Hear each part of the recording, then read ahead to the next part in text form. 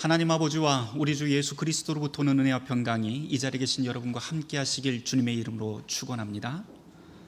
사순절 넷째 주일 교회력 복음서 말씀은 요한복음 3장 14절 이하 말씀입니다.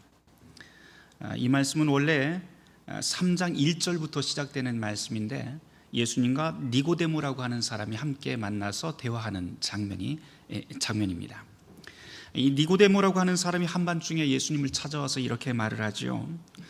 선생님, 당신은 진짜 하나님에게서 오신 분이 맞습니다.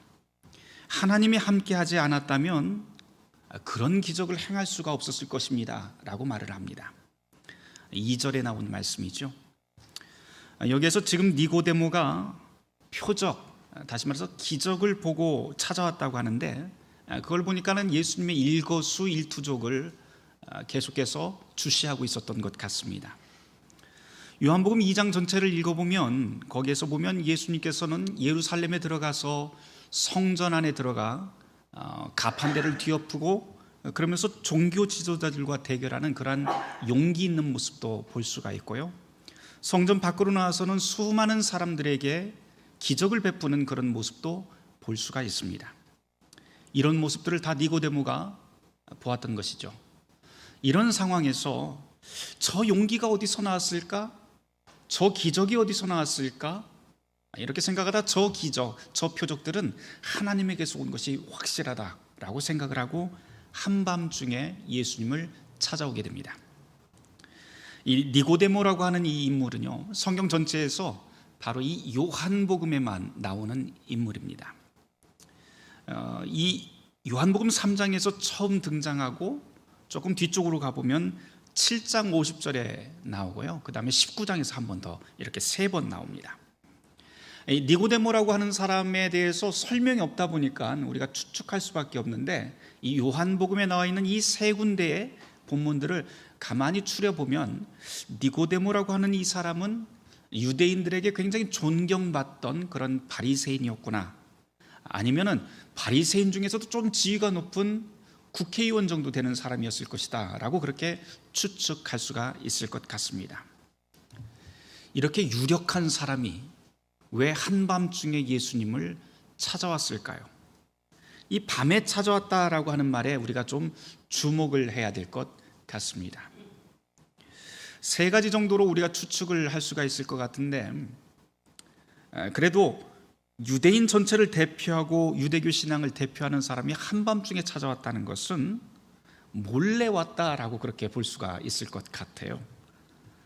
방금 전에 예수님께서는 성전에 들어가서 유대교를 대표하는 성전 지도자들과 지금 크게 싸우고 미움을 산 상태입니다.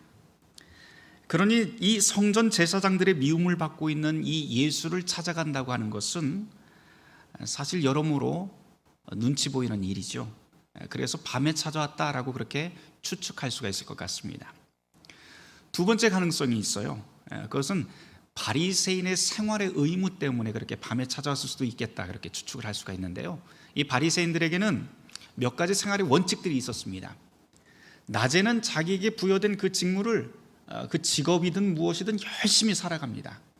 그런 다음에 반드시 밤이든 언제든 시간을 내어서 공부를 해야 되는 삶의 규정들이 있었어요. 그래서 밤에 함께 모여서 공부를 한다든지 아니면 지혜 있는 현자를 찾아가서 지혜의 가르침을 받는 것이 이 바리새인들의 어떤 삶의 원칙이었습니다. 이걸 지키기 위해서 아마 예수님을 밤에 찾아가지 않았을까라고도 생각해 볼 수가 있을 것 같습니다. 그런데 제가 보기에 이 앞에 두 가지 이유보다는 훨씬 설득력 있는 가능성이 한 가지가 더 남아있는데, 그것은 요한복음 전체를 통해서 니고데모를 보는 게 훨씬 좋을 것 같아요. 이 요한복음이라고 하는 것은 성경 4복음서 중에서도 아주 특별한 성경이죠. 복음서죠.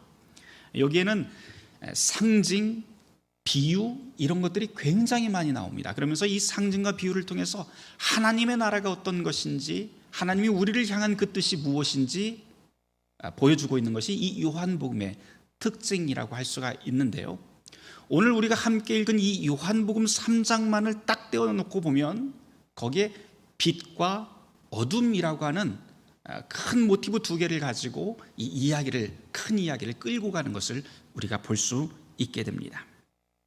빛이라고 하는 것은 무엇이에요? 빛이라고 하는 것은 밝은 것, 구원의 세계, 선한 것, 이런 것을 뜻합니다.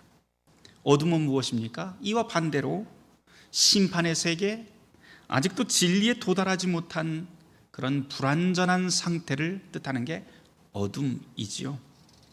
이걸 지금 이 본문에 나와 있는 밤에 예수를 찾아왔다라고 하는 말과 연결시켜 보면 니고데모의 상황이 어떤 것인지 보이기 시작할 것 같습니다. 지금 니고데모는 불완전, 갈등, 흔들림, 아직 구원의 진리에 도달하지 못해서 안절부절하고 있는 그런 세계 속에서 살고 있는 것이죠. 이런 사람이 지금 예수님을 찾아왔다라고도 우리가 이 성경 본문을 다시 읽을 수가 있을 것 같습니다. 이렇게 불안하고 흔들리는 니고데모의 상황이 요한복음 3장 3절 이후에서 조금 더 확실하게 나타나죠. 거기에 보면 예수님과 대화하는 그 내용들이 쭉 나옵니다. 근데 여러분, 성경에서 이 3절 이하의 말씀을 한번 잘 보시면 예수님과 니고데모의 대화가 굉장히 이상합니다. 왜 이상하냐? 예수님께서 3절에서 이런 말씀을 하세요. 거듭나야 하나님의 나라를 보고 들어갈 수 있다라고 말씀을 하세요. 그러자 니고데모가 이렇게 말을 합니다. 그럼 엄마 뱃속으로 다시 들어가야 되나요? 이렇게 이야기를 해요. 근데 예수님이 뭐라고 또 거기에다가 답변을 하시냐면 물과 성령으로 나야만 하나님 나라를 보고 들어갈 수 있다라고 말씀을 합니다. 근데 지금 세 구절이 나오는데요, 이 세 구절의 이 대화를 가만 생각을 해보면 이 대화의 초점이 잘 안 맞아요. 동문서답하는 것 같습니다. 지금 두 명이서 대화를 하고 있는데 자기가 하고 싶은 이야기만 계속하는 것 같은 그런 느낌이 듭니다. 그럴 수밖에 없는 이유가 있습니다. 여기에 우리가 그렇게 오해하는 이유가 있는데요, 여기에 나와 있는 이 거듭난다라고 하는 이 단어를 우리가 조금 관심을 두고 봐야 될 것 같아요. 이거 설명하기 전에 제가 질문 하나 좀 하겠습니다. 여러분, 짜장 아시죠? 짜장 아시죠? 짜장이 뭡니까? 중국집 가면은 그 짜장면에 그 덮는 그 짜장을 우리는 짜장이라고 이야기를 합니다. 그런데 여러분, 이 짜장이라고 하는 말은 사실 그 뜻만 있는 게 아니고 순수 우리말이 또 하나 있습니다. 이 짜장의 뜻은 정말, 진짜로, 이런 부사입니다. 그래서 저 사람 짜장 좋아, 이런 말을 하면 저 사람 짜장면을 좋아한다라고 하는 말도 되지만, 두 번째 의미가 뭐냐면 저 사람은 정말 좋은 사람이야, 이런 뜻이 됩니다. 이 짜장이라고 하는 말이 이렇게 두 가지의 의미를 같이 가지고 있는데요, 마찬가지로 방금 전에 우리가 성경에서 읽은 거듭남이라고 하는 이 단어도 원어로 보면 두 가지의 전혀 다른 의미가 이 안에 있어요. 그래서 서로 다른 의미로 지금 이야기하고 듣고 있는 것을 우리는 볼 수가 있습니다. 여기 거듭남이라고 하는 이 단어는 헬라어로 아노텐이라고 하는 단어인데요, 첫 번째 그 뜻은 성경 번역된 그대로 한글 번역처럼 다시라고 하는 말입니다. 그래서 다시 태어난다라고 하는 뜻으로 읽을 수가 있고요, 두 번째 의미가 있는데 그것은 위로부터, 하늘로부터라고 하는 뜻입니다. 그럼 본문으로 들어가서 한번 우리가 다시 생각을 해보죠. 니고데모는 지금 아노텐이라고 하는 말을 다시 태어난다, 다시 말해서 엄마 뱃속으로 들어가서 다시 태어나야 됩니까? 라고 묻습니다. 그런데 예수님은 아니, 그런 뜻 아니라 뭐라고 그래요? 다시 태어난 게 아니라 하늘로부터 나야 돼 라고 그렇게 설명을 하는 것이죠. 위로부터 나야 돼, 그렇지 않으면 하나님의 나라를 볼 수가 없어 라고 설명하는 대목입니다. 그러면 여러분, 위로부터 난다라고 하는 뜻은 또 무엇일까요? 그거는 세상에서 일어나는 방법, 우리의 눈으로 확인하고 증명하는 그런 방법이 아니다라고 하는 뜻이 됩니다. 니고데모가 지금 말하고 있는 것은 엄마 뱃속으로부터 태어나는 것, 다시 말해서 땅의 방법을 이야기하고 있지만, 예수님은 하늘의 방법, 땅에서는 이룰 수 없는 그런 방법들을 설명합니다. 지금 두 사람은 같은 언어를 사용하지만 전혀 다른 뜻으로 이해하고 대화하고 있는 장면이 바로 이곳이죠. 니고데모는 땅의 방법, 즉 예수님의 기적과 행동을 이제껏 내가 보아왔는데 내가 보고 내가 듣고 내가 판단했어. 그래서 당신을 내가 찾아왔소 라고 말을 합니다. 거기서 구원이 있을 것이라고 니고데모는 판단을 한 것이죠. 니고데모는 사실 선택된 아브라함의 자손이고 고위 공직자이고 잘 교육받은 바리새인입니다. 그러고 보면 이 니고데모는 요한복음에서 땅의 세계를 대표하는 상징적인 인물이라고도 우리가 이야기할 수가 있습니다. 그런데 예수님은 뭐라고 해요? 땅의 세계, 땅의 열매, 땅의 자격으로는 하나님의 나라에 들어갈 수 없다라고 그렇게 설명을 합니다. 혈통, 사회적 지위, 교육의 정도, 이런 자격을 가지고 하나님 나라 들어올 수 있는 것 아니다 라고 설명하는 대목이 바로 거듭나야 된다, 하늘로부터 나야 된다라고 하는 설명이죠. 그렇다면 어떻게 해야 하나님 나라에 들어갈 수 있을까요? 예수님은 그 다음 구절에서 이렇게 설명을 해요. 물과 성령으로 나야 된다 라고 말입니다. 물이라고 하는 것은 세례를 뜻하죠. 이 세례는 이미 요단강에서 하나님 나라를 선포했던 세례 요한의 메시지를 우리가 기억할 수 있습니다. 요한은 물로 나오는 사람들에게 세례를 주면서 무엇이라고 이야기해요? 회개하라 라고 이야기를 합니다. 회개라고 하는 것은 하나님 앞에 자신의 과거를 철저하게 돌아보고 죄를 자백하고 청산하는 것입니다. 이웃을 비방했던 나의 입술, 이익만을 탐했던 나의 마음, 악한 것을 알고도 모른 채 침묵했던 우리의 모든 과거를 철저하게 돌아보고 책임지고 갚아내고 청산하는 것이 회개입니다. 그러면 물과 성령으로 나야 하나님의 나라를 볼 수 있고 들어갈 수 있다라고 했는데 그 다음에 나오는 성령은 또 무엇일까요? 성령이라고 하는 것은 말 그대로 우리를 거룩하게 만드는 영입니다. 거룩하게 된다는 것은 하나님의 뜻에 맞게 매일매일 우리가 변화된다라고 하는 뜻이지요. 어제보다 오늘이, 오늘보다 내일이 하나님 앞에 온전히 서도록 하는 게 바로 성령입니다. 또한 성령은 이제껏 내가 살아가면서 내가 주인 되었던 나의 입술, 내 눈, 내 귀, 내 마음을 이제는 그 주인이 바로 하나님으로 바꾸어서 하나님이 나의 모든 것의 주인이 되도록 만드는 그 영이 바로 성령입니다. 하늘의 선물이죠. 그래서 성령 받았다라고 하는 사람은 끊임없이 하나님의 저울 위에, 하나님의 말씀 위에 자신을 올려놓고 자기의 양심의 무게를 매일매일 매달아 놓고 살아갑니다.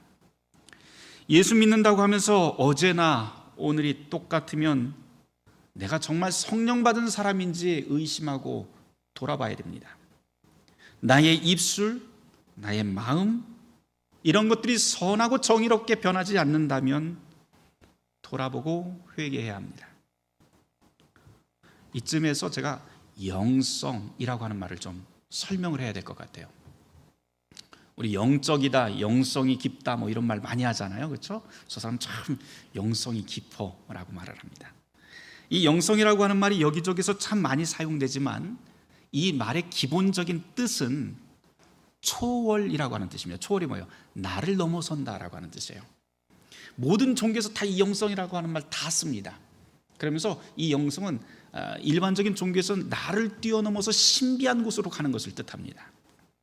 그런데 성경이 우리에게 이야기하고 또 기독교가 말하고 있는 이 영성은 조금 다른 의미입니다. 그런 뜻이 아닙니다. 영성은 나를 넘어서 다른 사람에게 이어진다라고 하는 뜻입니다. 그러니까 영성이 깊은 사람은 나 혼자만을 생각하고 나의 유익을 위해서 사는 사람이 아니고 하나님 때문에 나를 초월해서 다른 사람에게 이어지는 사람, 이 사람이야말로 영성 있는 사람, 영적인 사람, 그리고 깊은 영의 사람이라고 말을 할 수가 있죠. 이 말을 기독교 영성을 다른 말로 하면 다른 사람의 아픔을 나의 아픔으로 여기는 사람, 우리 측은지심이라고 그렇게 이야기를 하잖아요. 측은지심의 마음이 있는 사람, 즉 성경의 말로 바꿔놓으면 내 이웃을 내 몸과 같이 사랑하는 사람이 바로 영성이 깊은 사람이라고 말을 할 수가 있습니다. 이거를 성경에서는 성령의 은사라고 하는 말로도 또 풀어서 이야기를 하죠. 성령의 은사, 고린도전서 12장 4절에 보면 9가지 은사가 나오는데, 여러분들 그 9가지 은사를 다 펼쳐놓고 한번 곰곰이 한번 생각을 해보고 깊게 묵상을 해보세요. 그러면 이것은 혼자만이 이룰 수 있는 것 아무것도 없습니다. 이 9가지 성령의 은사는요, 모두 다 상대방이 있어야 되는 것들이에요.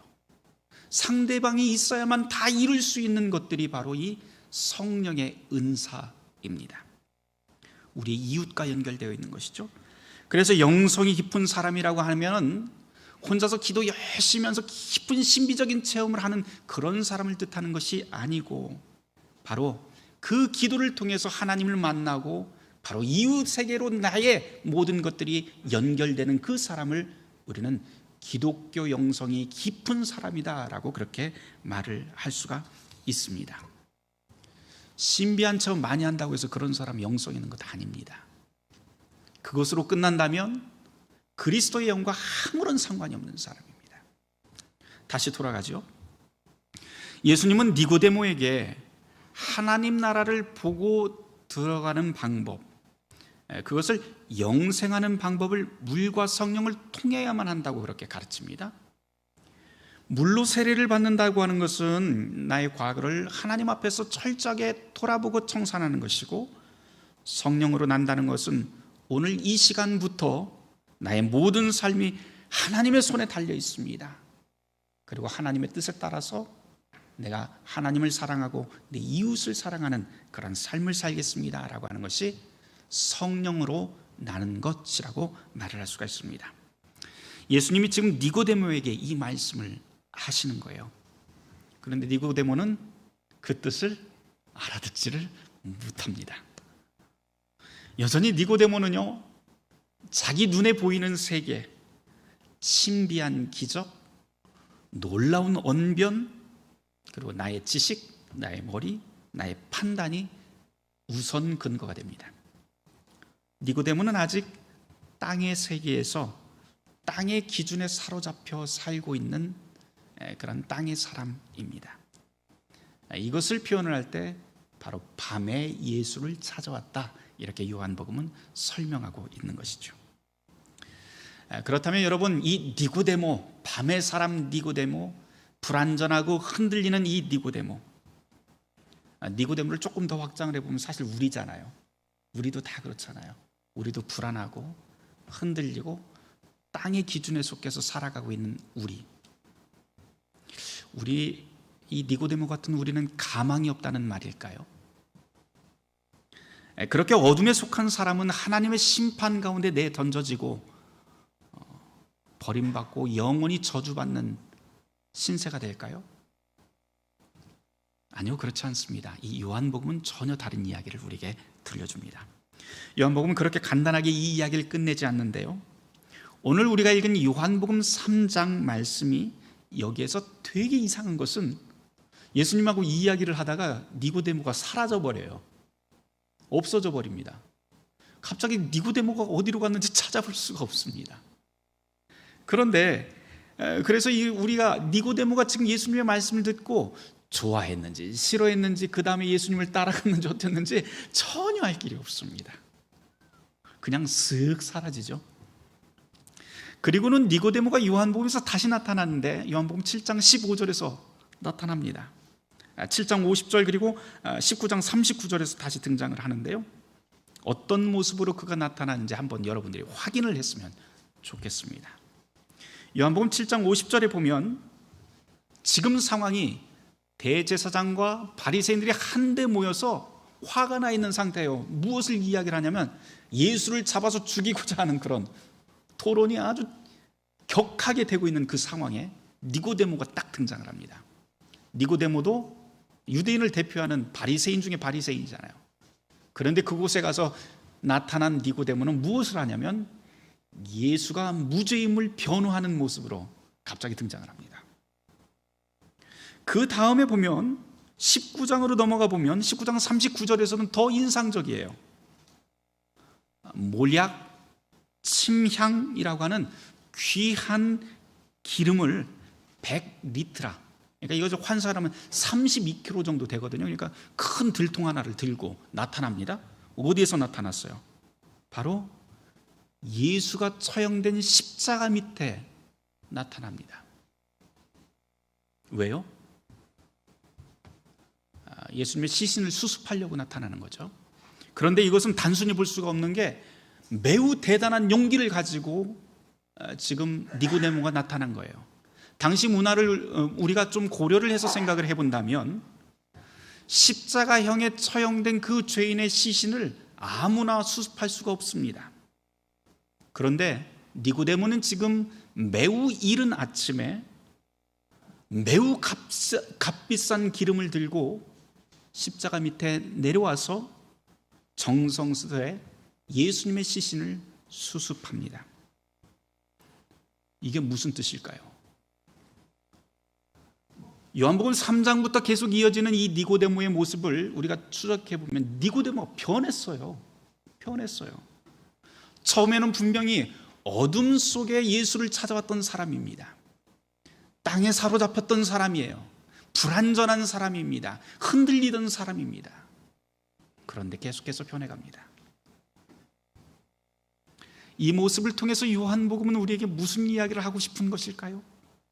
그것은 여기에 바로 우리를 향한 하나님의 뜻이 있다는 겁니다. 하나님의 관심이라고 하는 것은 우리를 저주하고 심판하는 데 있는 것이 아니라 오히려 연약하고 불안하고 흔들리는 우리를 어둠에서 빛으로 인도하는 데 그 목적이 있다라고 하는 것을 요한복음은 들려줍니다. 이것이 바로 구원이지요. 그래서 예수님은 이 구원을 요한복음 3장 16절 17절에서 이렇게 설명합니다. 매우 유명한 구절이죠. 하나님이 세상을 이처럼 사랑하사 독생자를 주셨으니 이는 그를 믿는 자마다 멸망하지 않고 영생을 얻게 하려 하심이라. 하나님이 그 아들을 세상에 보내신 것은 심판하려 하심이 아니요 그로 말미암아 구원을 얻게 하려 하심이라. 아멘. 오늘 본문에서 하나 더 좀 이야기해 보도록 하죠. 오늘 본문의 종결부를 읽어보면 좀 기이한 것을 발견할 수가 있습니다. 심판과 구원에 대한 그 예수님의 설명인데요. 보통 우리가 심판하면은 최후의 심판을 생각을 하죠. 그래서 저 먼 미래 언젠가 시간의 끝에서 그 심판이 일어날 것이고 거기에는 꺼지지 않는 지옥불이 있어서 악을 행한 사람은 그 지옥불에 던지고 선을 행한 사람은 천국으로 가는 그런 것을 생각을 합니다. 먼 미래를 생각하죠. 그런데 예수님은 요한복음 3장 18절에서 조금 다른 말씀을 하세요. 뭐라고 이야기하냐면 한번 들어보세요. 믿지 아니하는 자는 하나님의 독생자의 이름을 믿지 아니함으로, 그 다음 구절이 중요한데요, 벌써 심판을 받은 것이라. 벌써 심판을 받은 것이라. 먼 미래가 아니라 지금. 예수님은 이 말씀을 하신 다음 그 다음 이어지는 19절 이하에서 또 다른 설명을 합니다. 빛보다 어둠을 더 사랑하는 자들이 심판을 받게 된다. 이게 무슨 말씀일까요? 어릴 적에 시골에서 자라다 보니까 논에 가서 가재도 잡으러 다니고 미꾸라지 잡으러 다니고 많이 해봤는데요. 가재 잡으러 개울에 나가 보면 돌을 딱 들면 가재가 있든 없든 거기에 분명히 있는 것들이 있어요. 벌레들이 있잖아요. 벌레들이 쫙 사라집니다. 어디로 사라질까요? 다시 돌 밑으로 다시 들어가요. 왜 들어갑니까? 빛이 싫어서 돌 밑으로 다시 어둠으로 들어갑니다. 마찬가지로 악한 자리에 하늘의 빛이 도달하면 거기서 악은 도망가고 알레르기 반응을 일으키게 됩니다. 사도 바울의 말대로 한다면 바로 복음이라고 하는 것은 세상의 공중 권세를 잡은 자들에게 거리끼는 것이 되는 것이죠. 거리끼는 그 복음의 빛을 피해서 다시 어둠으로 뛰어가는 것, 그게 심판받고 있는 자들의 특징인데, 사도 바울은 그래서 이 말을 어디까지 확장을 하냐면 죄의 삭은 사망이다 라고 하는 말까지 확장해서 이야기를 합니다. 빛과 어둠에 대한 이야기 이전에 한번 말씀을 드린 이야기 짧게만 하고 마치려고 합니다. 여러분, 형형 색깔의 물감이 있는데요, 물감 크레파스 상관없습니다. 우리가 가질 수 있는 그 색깔들을 다 모아서 도화지, 흰 도화지 위에다가 다 모으면 무슨 색깔이 될까요? 네, 검정 색깔이 됩니다. 그러면 형형 색깔의 빛들을 다 모으면 무슨 색깔이 될까요? 형형 색깔의 빛들을 다 모으면, 한데 모으면 그때는 투명해집니다. 색깔이 없이 그냥 투명해집니다. 완전히 반대잖아요. 똑같은 색을 섞는데 물감을 섞을 때는 검은색이고 빛을 섞을 때는 투명하고 밝은 색깔이 되어버립니다. 예수님께서 니고데모에게 요한복음 3장 6절에서 이런 말씀을 하시죠. 육에서 난 것은 육이요 영에서 난 것은 영이라, 그렇게 말씀합니다. 사람이 만든 물감은 아무리 화려하고 빛이 난다 하더라도 모이면 결국 검정이 됩니다. 그러나 하늘의 빛은 모이면 모일수록 투명하고 맑게 빛납니다. 하나님의 백성이라고 하는 교회가 마찬가지 아닐까요? 교회도 역시 내가 주인 돼서 자기 고집과 색깔을 내세우는 사람들이 모인 교회는 검정색이 됩니다. 그러나 하늘로부터 선물 받은 그 성령의 사람들이 모여서 하나님의 뜻을 이루어가는 곳은 영롱한 빛을 내게 됩니다. 사랑하는 성도 여러분, 그리스도의 성령으로 세례받은 모든 그리스도인들이 하나님을 주인으로 모시고 살기를 바랍니다. 바라기는 저와 여러분 모두가 이 어둡고 혼란한 이 세상 한가운데서 영롱하고 투명한 하늘의 빛이 되길, 그리고 하나님의 복된 교회가 되길 주님의 이름으로 축원합니다.